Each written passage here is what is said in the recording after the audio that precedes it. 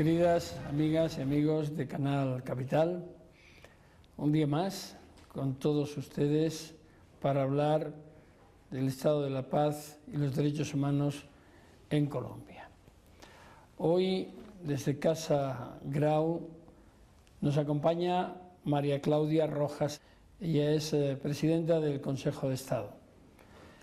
Nació en Cali, abogada por la Universidad de San Buenaventura, especialista en bioética, análisis y solución de conflictos.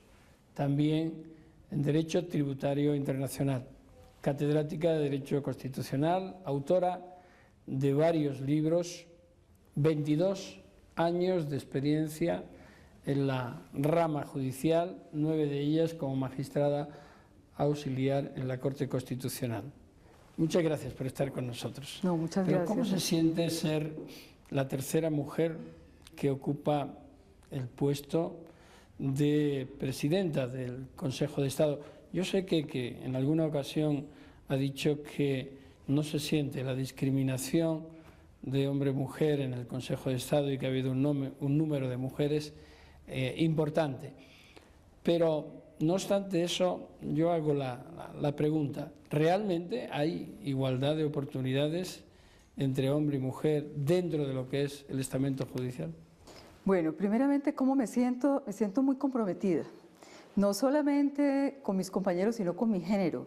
Es una oportunidad para mostrarle al país que las mujeres tenemos también la capacidad para ser líderes en una corporación como esta, para producir decisiones trascendentes en el país.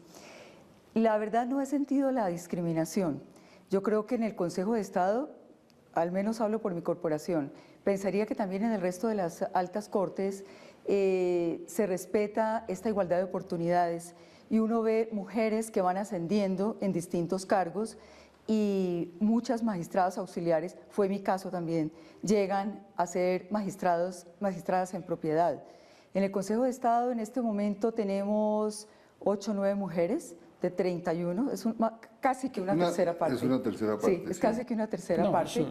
Tuvimos en un momento la tercera parte completa, ahorita se nos descompletó un poquito el número, porque hubo 2 consejeras que salieron por cumplimiento del periodo, y aspiramos a que los reemplazos próximos sean con mujeres, pero hay un gran respeto por la opinión de la mujer y no se siente realmente un trato distinto entre el de los hombres y el de las mujeres. Y, Presidenta, ¿y en la interpretación de la ley, qué diferencia hay en esa interpretación de un presidente hombre a una presidenta mujer? ¿Hay realmente diferentes sensibilidades y formas de ver la ley? Bueno, yo pensaría que no, y no debería ser así. Aunque existe el movimiento de género que trata de darle cierto toque a las sentencias judiciales, que yo personalmente no comparto, porque a mí me parece que el derecho tiene que ser igualitario, sin discriminación ni de raza, ni de sexo, ni de color, ni de religión, ni de nada. Como juez y como magistrado no debe haber realmente un sesgo distinto o una interpretación distinta por el hecho de que uno sea hombre o mujer. Hace 3 semanas han nombrado a la primera mujer miembro, magistrada, de la Sala Penal del Tribunal Supremo, de toda la historia de España, no de la democracia, sino de todos los tiempos. Es decir, yo creo que sí vamos un poquito a Ana Ferrer, que es una gran magistrada. Yo creo que sí vamos un poquito retrasados esto de que permitir que la mujer se incorpore en forma abierta e igualitaria a los diferentes estamentos. Quizás Colombia es una excepción. Estamos más avanzados. Colombia está bastante más avanzado. Sí, sin lugar a dudas. Ahora incluso en la Corte Suprema de Justicia acaban de nombrar otra mujer en la Sala Penal precisamente. Creo que ya son como 6 o 7 mujeres tal vez. Sí, yo veo que en la rama judicial, al menos en la rama judicial de Colombia, uno no percibe que haya un trato discriminatorio o que la opinión de la mujer sea vista de una forma peyorativa. No, la verdad que no lo veo. Yo creo que sí, a mejor. Yo creo que sí hay diferencia en la interpretación, es distinto. Es una discusión muy bonita porque habrá formas de abordar ciertos temas que por género hay una diferencia estructural en los temas de familia, por ejemplo, me parece que puede haber unas diferencias de fondo. Sí, ¿no? es posible. Como en el Consejo de Estado no manejamos ese tipo de temas, son temas reservados a la Corte Suprema de Justicia, tanto los civiles como los de familia. Nosotros manejamos temas de derecho público, donde la condición, el género, de pronto no cuenta mucho. Tal vez en la sección segunda, en materia laboral, que tiene que ver lógicamente con protección de derechos de las mujeres, de la maternidad, de la estabilidad, madres, cabezas de familia. De pronto sí hay temas más sensibles. Uno de los temas Quizás, Pedro, un poco que nos explicara, para que la gente lo entienda, ¿qué es el Consejo de Estado? ¿Tú crees que en Colombia saben lo que es el Consejo de Estado? En Colombia, tú sabes que las leyes las venden en la calle. No, que eso es una bueno, cosa no, me parece muy importante. Me parece muy importante, está participando claro. en casos trascendentes que resuelven temas. Sí, no, me parece muy importante, Baltasar, tocar ese tema, porque mucha gente confunde el Consejo de Estado incluso con los consejos distritales o con los consejos municipales. A ver, yo diría que el Consejo de Estado es la cabeza de la justicia contencioso-administrativa. Es el Tribunal Supremo de lo contencioso-administrativo. ¿Y esto qué quiere decir?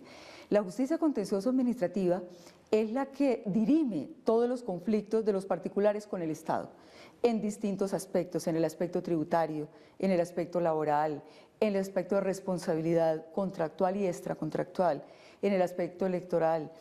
Se tramitan también las demandas contra los decretos del presidente de la República, cuyo control no va a la Corte Constitucional. El Consejo de Estado tiene una porción del control constitucional repartido con la Corte Constitucional. Está a la cabeza entonces de la jurisdicción contencioso administrativa y debajo del Consejo de Estado estarían los tribunales administrativos que están en casi todo el país y por último los jueces administrativos. Eso conforma lo que llamamos la justicia contencioso administrativa. Quiero volver sobre el tema de género. Uno de los textos que usted escribió se llama Implicaciones jurídicas del transexualismo, en un país donde hay una discusión tan fuerte que está el tema de los gays, los transexuales y eso. ¿Usted considera que hay un buen desarrollo jurídico en el respeto de los gays, por ejemplo, los derechos de los gays? ¿O cree que estamos todavía por mayores desarrollos? A ver, Pedro, mire, esa obra yo la escribí como trabajo de grado en la Facultad de Bioética de la Universidad Javeriana y evidentemente el libro se llama Implicaciones jurídicas del transexualismo. Allí vale la pena de pronto hacer precisiones, porque el transexual no es lo que comúnmente se conoce como el gay, como el homosexual, como el travesti. El transexual es una persona que nace con determinado sexo, pero desde niño, desde su más tierna infancia, tiene una tendencia al otro sexo. E incluso se identifica tanto con el otro sexo que pide que le realicen una cirugía, un cambio físico para ser del otro sexo. Cuando yo terminé la especialización de bioética en la Universidad Javeriana, formé parte del Comité de Bioética de la Facultad de Medicina de la Universidad Javeriana y allá tuvimos un caso muy interesante de una niña de 17 años que pidió que le cambiaran de sexo porque desde que estaba pequeña se sentía hombre. Los comités de bioética son comités interdisciplinarios de los cuales forman parte profesionales de distintas disciplinas y se hace una evaluación muy integral de las consecuencias, de las implicaciones de una situación de estas. En este caso se tuvo que postergar la decisión porque la niña era menor de edad y había que de todas formas esperar que llegara a la mayoría de edad y tener un proceso de unos 2 o 3 años con un tratamiento previo psicológico para evaluar realmente las consecuencias de un cambio tan drástico. En esta obra lo que yo pretendo es mostrar cómo jurídicamente hay una implicación de un cambio de sexo, porque yo leía la otra vez que en España, en el caso de los transexuales, incluso no se les permite el matrimonio porque termina casándose, bueno, esto hace varios años, ¿no? Ya eso seguramente ya cambió, claro. Sí. Pero en aquel momento que yo hice este estudio, si se casaba la persona, si yo soy mujer y me cambio a hombre y me caso con una mujer, termino en el fondo casándose dos mujeres. Entonces, hubo graves problemas de inscripciones y de negación de todo, ¿no? Ya afortunadamente... Sí, ya creo que eso está superado. Sí, sí. Y yo diría que en Colombia estamos todavía muy en pañales en ese tema, ¿no?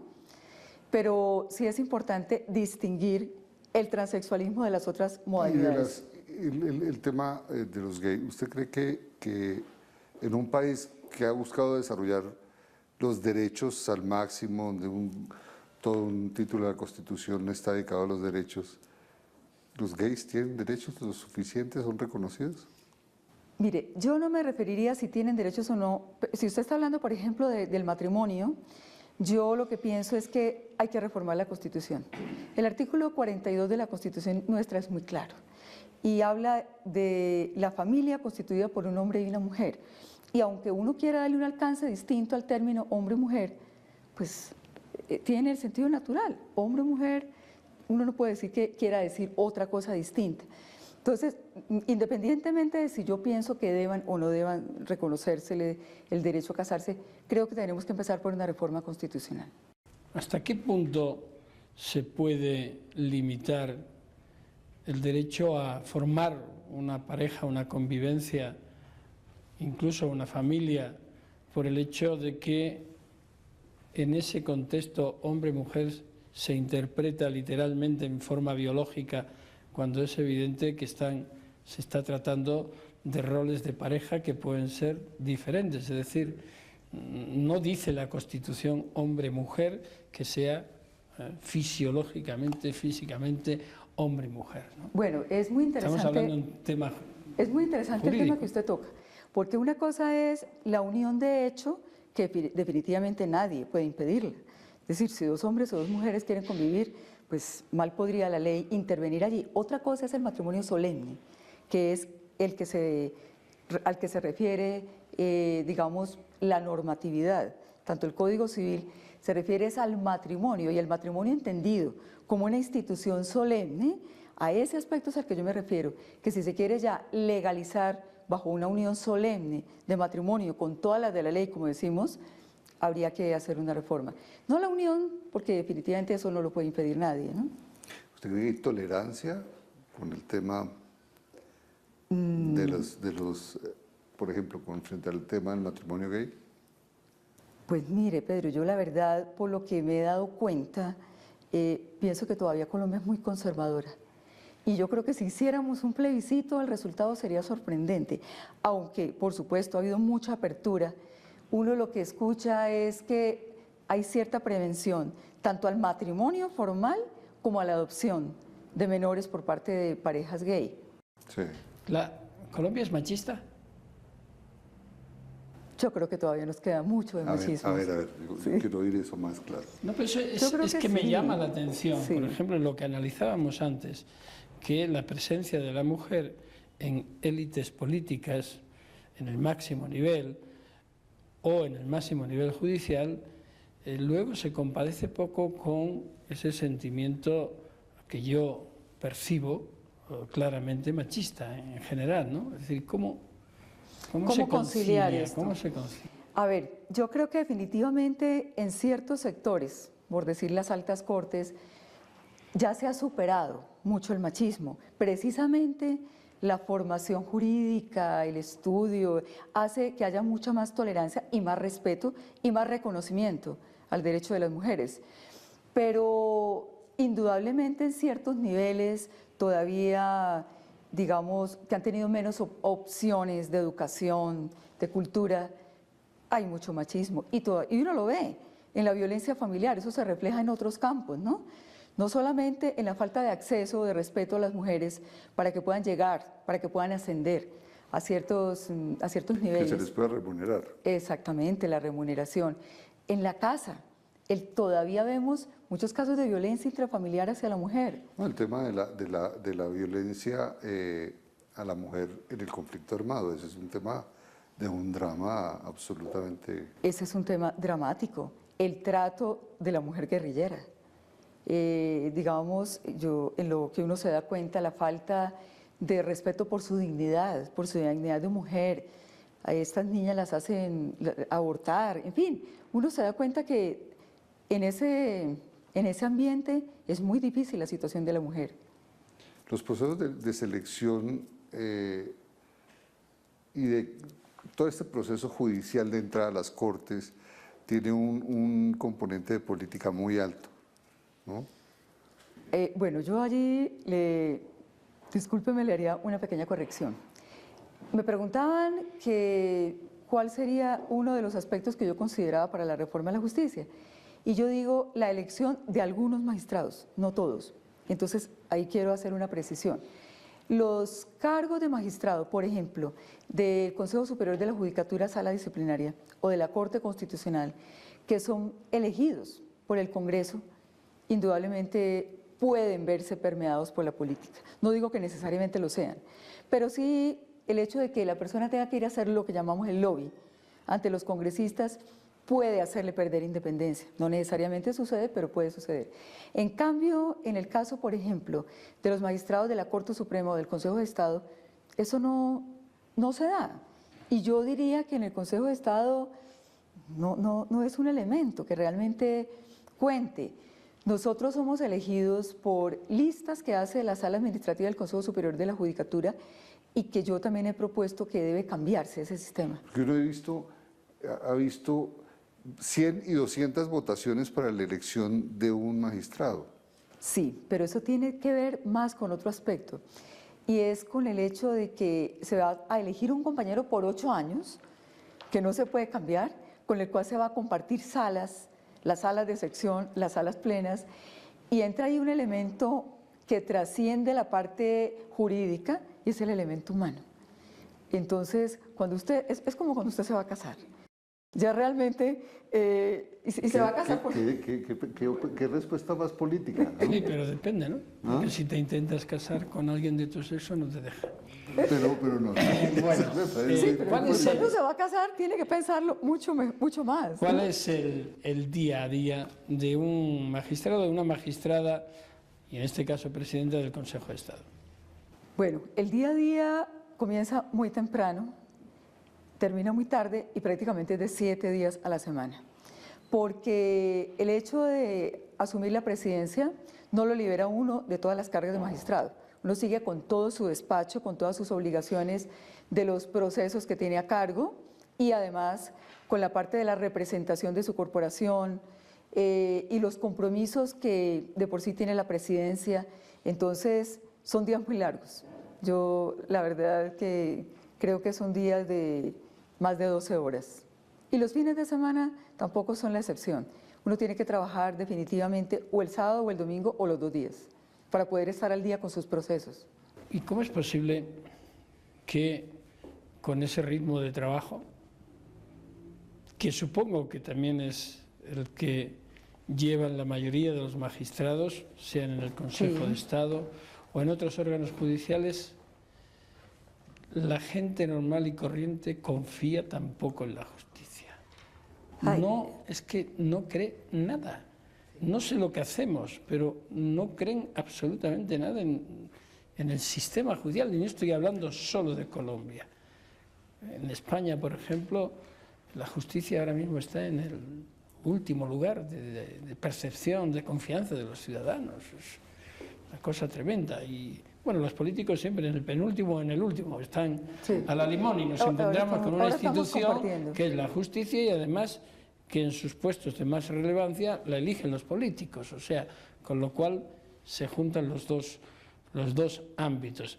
Esta es una contradicción y digo ese ritmo de trabajo porque conozco y conocemos el ritmo de trabajo, aunque haya otros que no tanto, ¿no? Pero quiero que me profundice en esa contradicción, pero lo vamos a hacer después de la pausa que en este momento tenemos que realizar. Continuamos desde Casa Grau con todos ustedes hablando de la paz y de derechos humanos en un momento.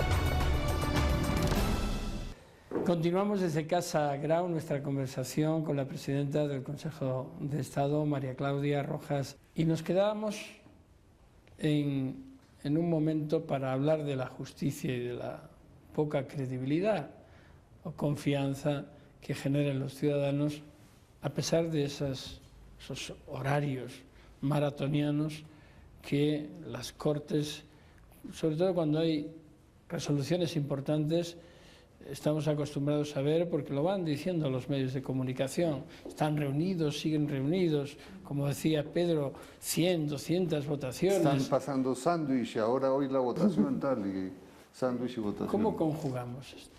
Bueno, el punto que usted toca es muy importante y quizás es uno de los propósitos en los que yo estoy empeñada ahora en la presidencia del Consejo de Estado, y es ver de alguna forma cómo le devolvemos la credibilidad a la justicia. Necesitamos que el país, que la gente vuelva a creer en sus jueces, vuelva a creer en su idoneidad, en su probidad.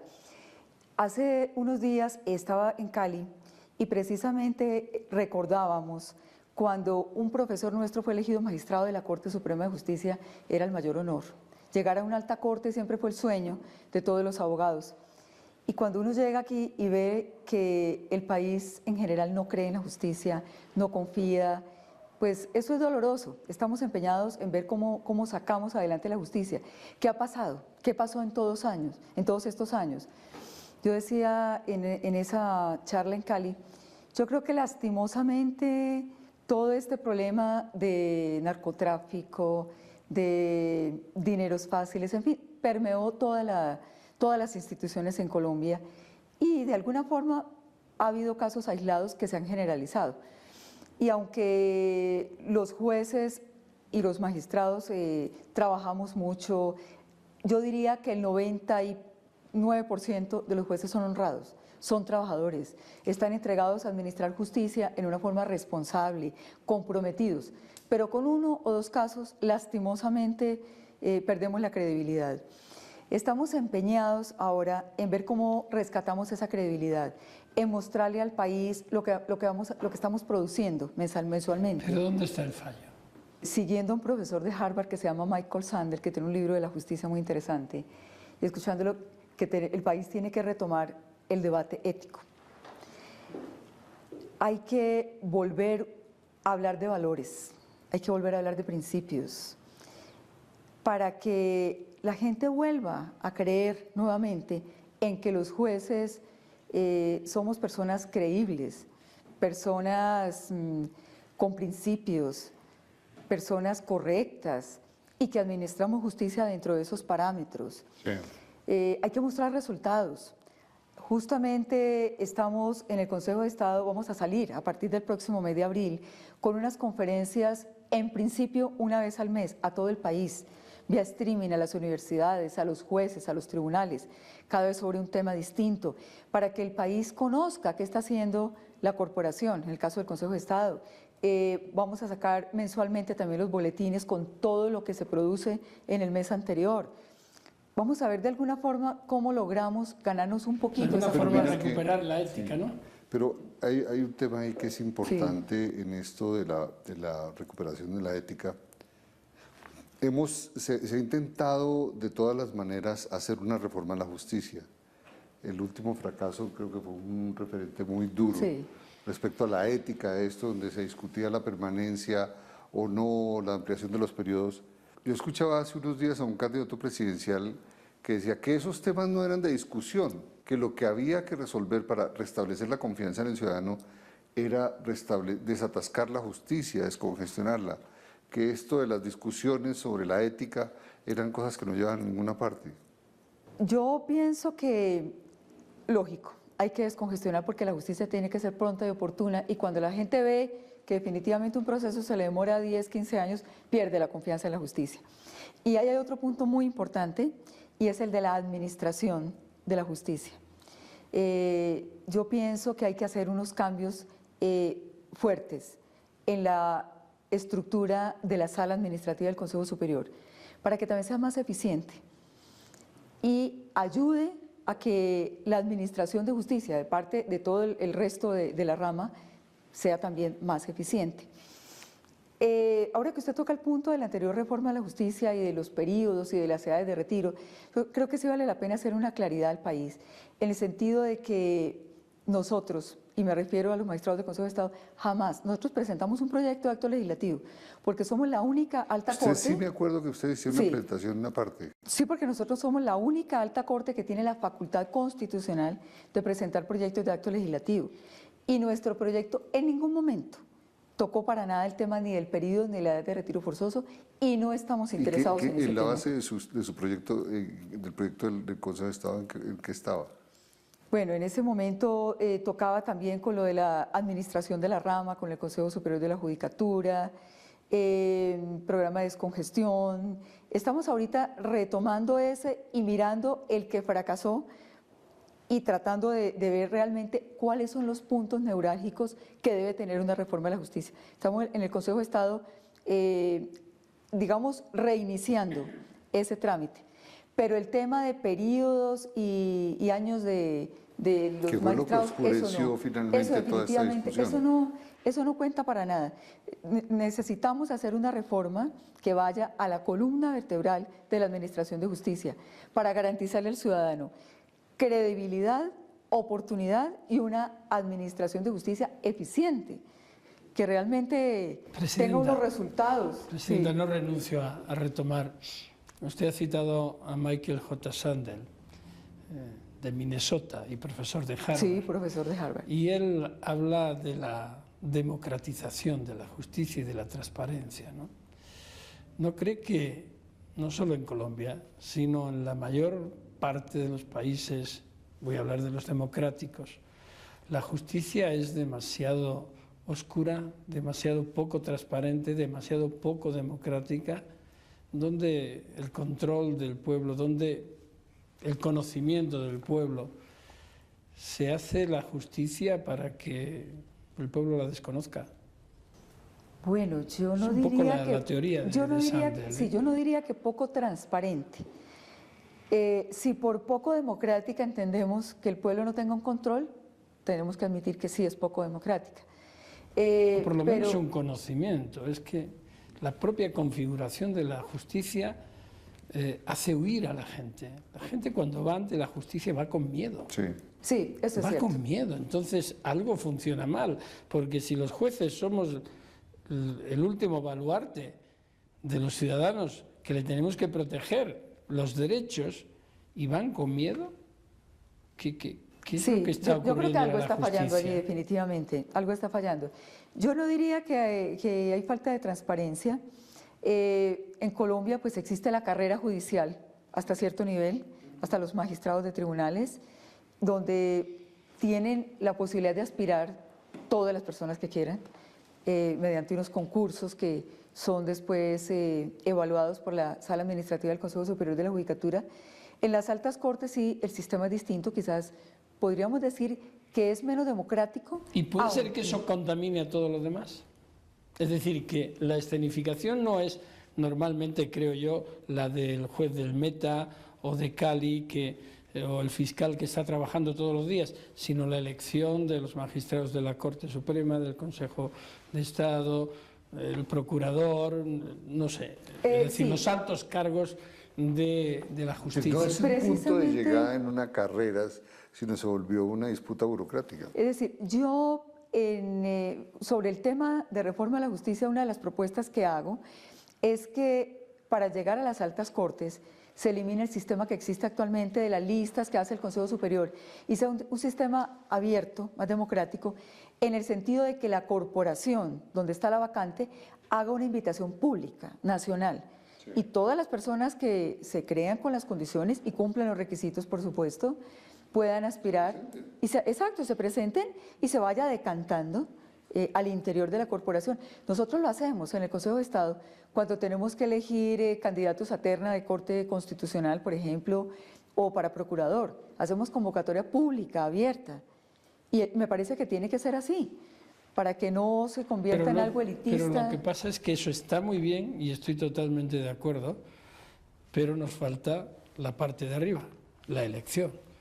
Porque claro, la oferta pública es para presentarte a candidato y luego te van a elegir El sistema de el cooptación. sistema no sé, de cuota de partido, como ocurre, por ejemplo, en España cuando se trata de vocales del Consejo del Poder Judicial. Sí, es decir, habría una convocatoria abierta para dejar unos candidatos que serían elegidos después en sala plena, en el caso pues de la Corte Suprema y del Consejo de Estado. ¿Y cómo responden los jueces? ¿Ante quién responden esos máximos cargos para que también la gente lo entienda? Perfecto. A ver, digamos, los magistrados de los tribunales del país responden ante la respectiva corte, en el caso de la justicia ordinaria ante la Corte Suprema o en nuestro caso ante el Consejo de Estado, y hacemos una evaluación y miramos pues el factor calidad. Nosotros, yo creo que hay que hacer una reforma para que los controles sobre las actuaciones de los magistrados de las altas cortes sean más efectivos. Existe la comisión de acusaciones, por supuesto, pero todos sabemos que los resultados de la comisión de acusaciones hablan por sí solos. Hablan por sí solos, no hay necesidad de decir mucho. Yo pienso que la reforma a la justicia necesariamente es un punto que debe incluirse, el de el control para la actividad nuestra, de los magistrados, porque nosotros no podemos ser ruedas sueltas, ni más faltaba, y tenemos que estar sometidos también a un control. Y el tema de las tutelas, que es un tema, ya entonces la tutela se volvió el mecanismo para todo. Para todo. Lastimosamente, yo creo que es la institución insignia de la Constitución del 91, porque la acción de tutela definitivamente primero que todo, constitucionalizó el derecho, hizo que cualquier juez del país tuviera un contacto directo con la Constitución política y le permitió a cualquier persona, sin necesidad de abogado, de apoderado, solicitar la protección de un derecho fundamental. Pero lastimosamente se ha venido desdibujando y hoy en día se convirtió en una tercera instancia. Los procesos no terminan. La seguridad jurídica está en entredicho. Totalmente. Totalmente en entredicho. Aquí, después de que se surten todas las instancias que se establecen en la legislación, la persona después va en tutela contra providencia, contra sentencia, que tiene también dos instancias y finalmente una revisión eventual de la Corte Constitucional. Esto se volvió interminable. Claro, lo que había sido un mecanismo de acercamiento a la justicia, de rescate de la justicia, que era la tutela, por su efectividad, etcétera, se volvió un mecanismo de presión política, se volvió un mecanismo de presión institucional y se distorsionó. En todos los ámbitos la gente utiliza una tutela como un mecanismo para claro, se distorsionó totalmente. Decisiones. Mire, yo diría que el 70-80% de las tutelas que nosotros semanalmente tenemos que decidir son contra sentencias judiciales, ya ejecutoriadas. Entonces, la seguridad jurídica quedó en entredicho, el principio del juez natural, completamente en entredicho, porque es que una tutela se puede interponer ante cualquiera y en un momento dado va a llegar a revisión de la Corte Constitucional, que también en algunos casos se ha excedido y llega a sustituir al juez natural. En el Consejo de Estado hemos tenido sentencias de sala plena que han sido revocadas por la Corte Constitucional y reemplazadas. Entonces, se está desquiciando el Estado de Derecho. Yo creo que la tutela tiene que volver a sus cauces originales. Antes hablaba yo de la transparencia y me venían a la memoria dos modelos.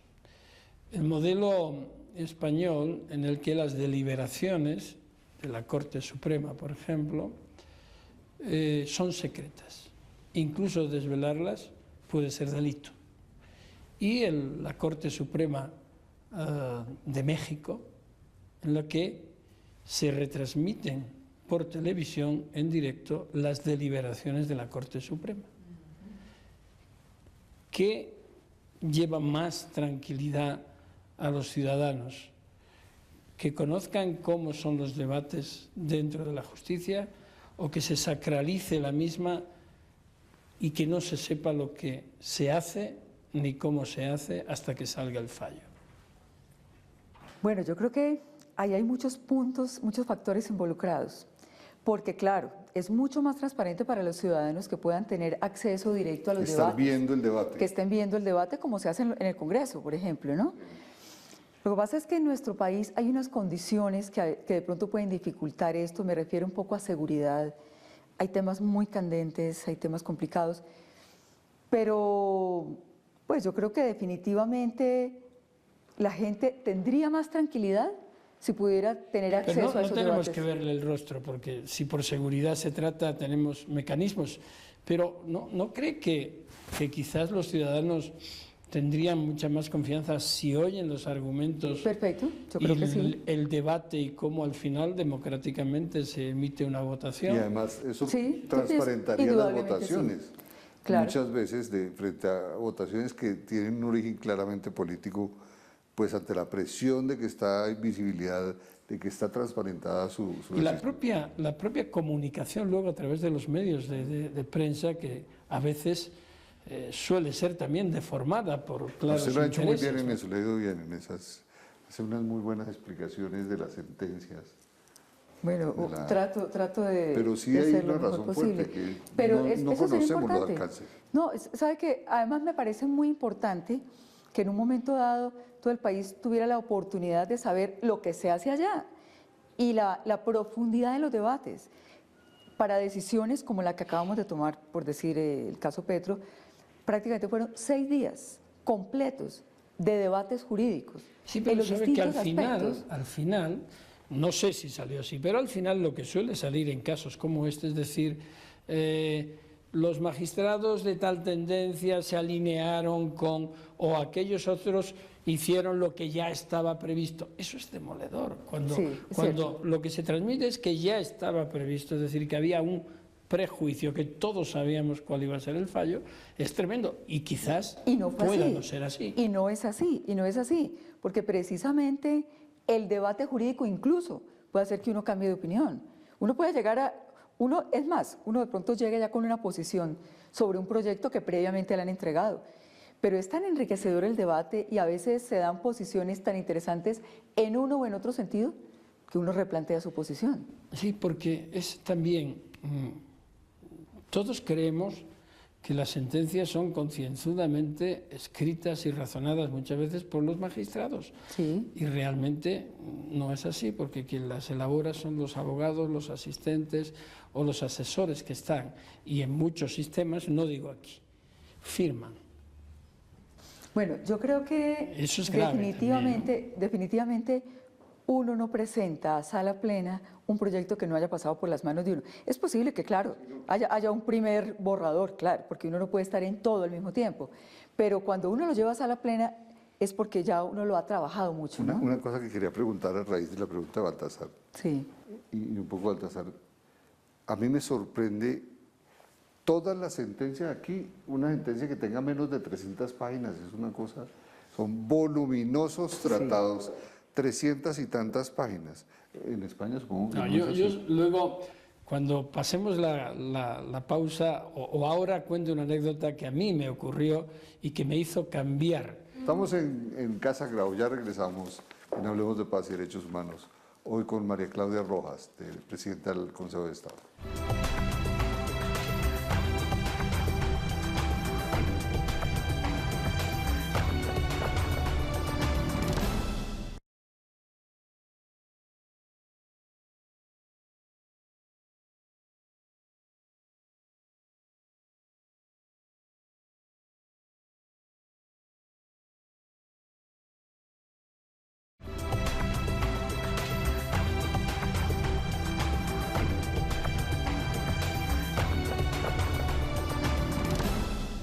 Regresamos en Hablemos de Paz y Derechos Humanos, hoy con la presidenta del Consejo de Estado, María Claudia Rojas, aquí en Canal Capital. Baltasar iba a contar una anécdota a propósito de... Sí. Solo dejando previa una pregunta, porque al hablar de derechos humanos yo querría que la presidenta se pronunciara sobre si el derecho a la justicia es un derecho humano y de qué nivel. La anécdota ocurrió hace muchos años y fue que yo escribía también sentencias largas, sobre todo en lo civil, muy largas, muy de gerundios, y un gerundio y otro gerundio, párrafos interminables. Y resolví una situación civil de un contrato de compraventa y me dice el funcionario, hay una señora muy mayor que viene a verlo, que quiere verlo, en relación a una sentencia que salió. Yo dije, bueno, ¿qué pasa? Digo, ¿está el abogado? Y dice, no, no está el abogado, ¿qué pasa?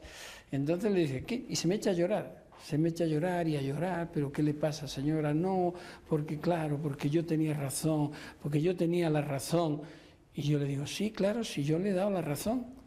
Si ha ganado usted el pleito, dice, ay, dice, pues no me he enterado. Dice, yo he visto una cosa tan larga, que no he podido leerle y he dicho, seguro que esto está, que he perdido, ¿no? Seguro que he perdido. Y desde entonces dije, nunca más escribir para que la gente no se entere. Y eso es realmente lo que a veces ocurre con las sentencias. Sí. 300 No hay páginas, una forma cosa de absurda. entenderlas. Es cierto.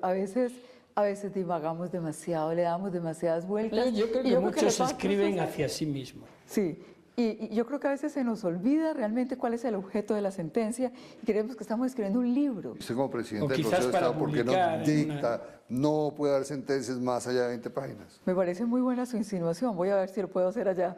Vamos a ver Es si una me paran orden. bolas. No, Sí, una orden, es pero una orden suya. Eso se la cumple. pregunta quedaba en el aire. La justicia, el derecho a la justicia, ¿es un derecho humano?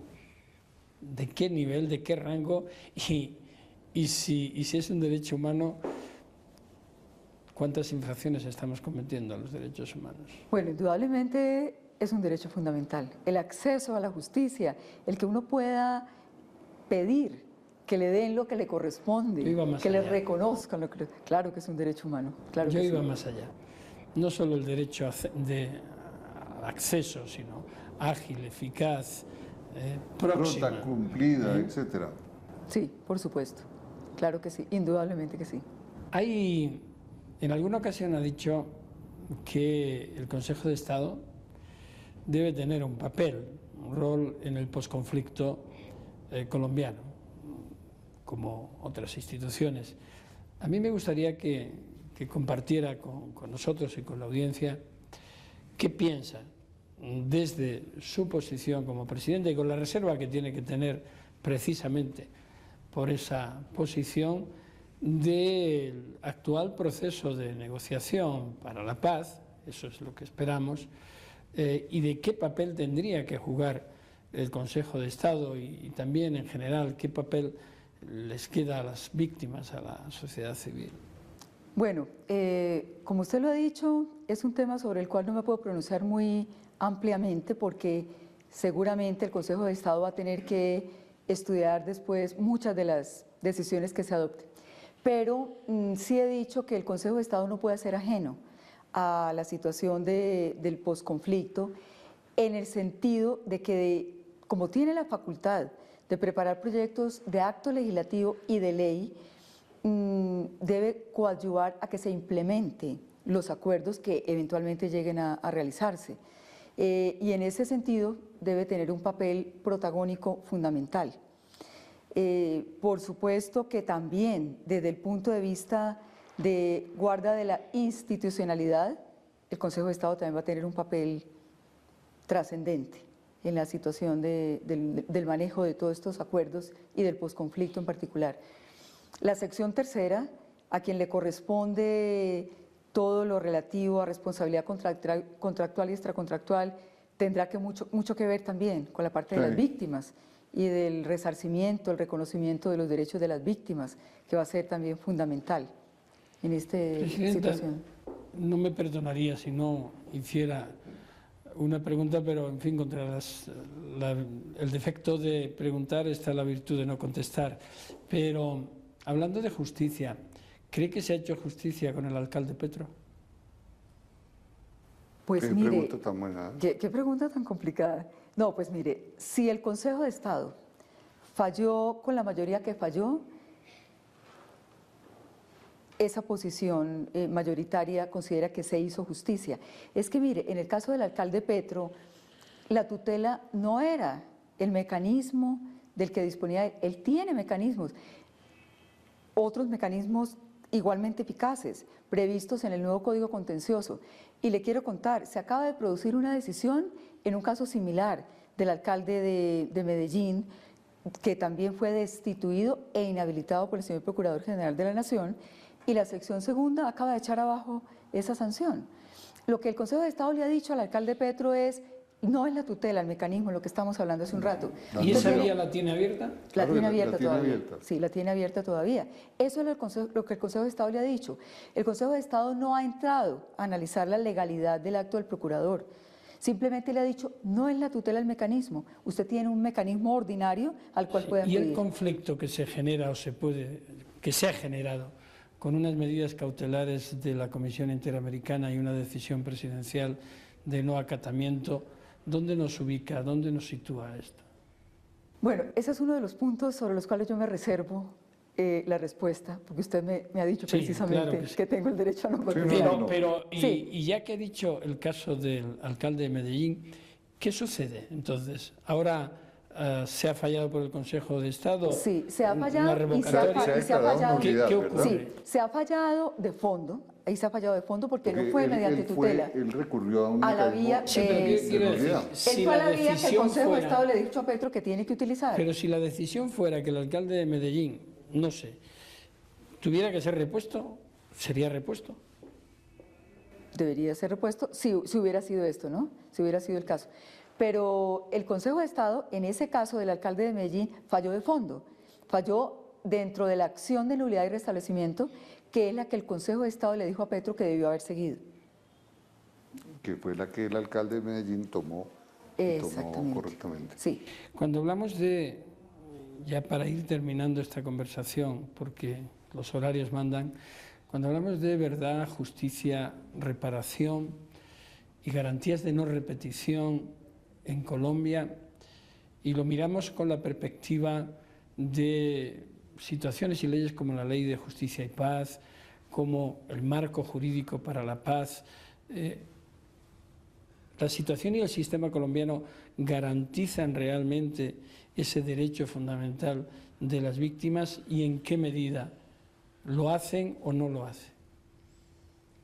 Bueno, ahí nos metemos en un campo poco más del derecho penal, que no es el mío, pero yo creería que toda esta normatividad que se ha expedido precisamente para garantizarle a las víctimas los derechos de justicia, verdad y reparación, pues tienen que ser tan eficaces que definitivamente aseguren que eso sea una realidad y que no se quede en una letra, de una ley. Es la única forma de que definitivamente haya paz en Colombia. Pues muchas Muchas gracias, gracias. Presidenta del Consejo de Estado. Hemos visto a la Presidenta del Consejo de Estado, María Claudia Rojas Lazo, en esta hora de conversación muy interesante sobre temas de justicia y sobre su papel como magistrada. Los invitamos a la próxima emisión donde tendremos otro colombiano, otra personalidad, hablando de paz y derechos humanos en el país. Hasta la próxima.